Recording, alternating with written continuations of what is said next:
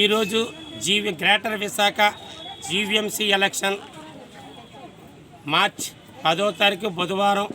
Election కాబట్టి దానిలో ప్రచారంగా తెలుగుదేశం అభ్యర్థిగా నాకు తెలుగుదేశం పార్టీ బీ ఫారం ఇస్తుందని ఆశిస్తూ అలాగే నాకు ఇచ్చిన పెద్దల నమ్మకం మీదకు నేను ఆల్రెడీ తెలుగుదేశం పార్టీ ప్రచారంలో భాగంగా ఈరోజు వార్డు మా గతంలో 26వ వార్డు ప్రెసిడెంట్ 35వ వార్డు అభ్యర్థిగా తెలుగుదేశం అభ్యర్థిగా మీ వార్డు మీద మా వార్డు తాలూకా సమస్యల మీద వార్డు తాలూకా ప్రచారం మీద తిరిగి ప్రతి వీధిలో కూడా తిరిగి ఓటు అర్జించి మా సమస్యలు వాళ్ళకి ఉన్న వార్డులో ఉన్న సమస్యలు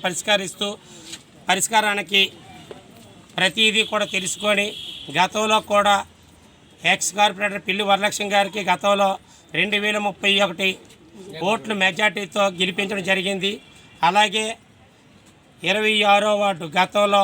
వెల్లంపేట లక్ష్మీనగర్ సేవా సంఘం ప్రైవేట్ స్థలమైన ఆల్రెడీ కసిరెడ్డి వారిది ప్రైవేట్ ల్యాండ్ అటువంటిది జీవీఎంసీ ద్వారా టీడీఆర్లు ఇచ్చి వాళ్ళకి ఇటువంటి ఈ సమస్య ఈ యొక్క ప్లేస్ మీద ఎటువంటి హక్కు లేకుండా టీడీఆర్లు ఇచ్చి కోర్టు సమస్యను శాశ్వతంగా పరిష్కరించి వీళ్ళకి ఈ 170 కుటుంబాలకి కూడా ఇల్లులు కట్టించడానికి తెలుగుదేశం పార్టీ హయాంలో గ్రేటర్ విశాఖ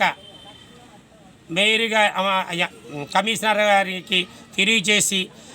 అలాగే ఆడపిల్లలకి కానీ ఒక పెళ్లి కానుక చంద్రన కానుక ఇచ్చేవారు దాన్ని గోల్మార్ అలాగే చనిపోయిన 50 సంవత్సరాల లోపు తెలుగుదేశం ప్రభుత్వ హయాంలో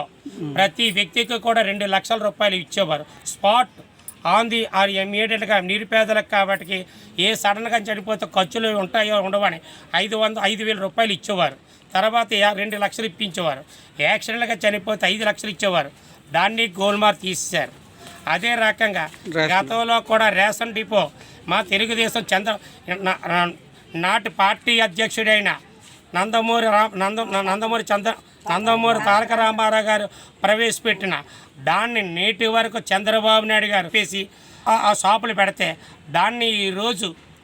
వేళ్ళని అని చెప్పేసి 18,000 కోట్ల రూపాయలు తీసుకొచ్చి దుర్వినియోగం చేస్తూ వాళ్ళు ప్రచారానికి ఆ వ్యాన్లు పెట్టుకొని నెలంతా కూడా రోజుకి 10 మంది 30 మంది అని వాళ్ళకి ఇవ్వాలని సర్వర్ డౌన్ అని చెప్పేసి ప్రచారానికి వీధుల్లో లైన్లు కాయించి ఆడపిల్లల్ని చాలా దౌర్భాగ్యంగా చిన్నపిల్లలు పెద్దోళ్ళు ముసలోళ్ళు అనుకోకుండా నమ్మినందుకు మిమ్మల్ని నీటిలో ఉంచానా దేంట్లో ఉంచానో గోతులో పడేసని మీకు తెలియాలి. మీ ఇల్లులు మీకు అప్పచెప్పాలి తెలియాలి. మీ సమస్య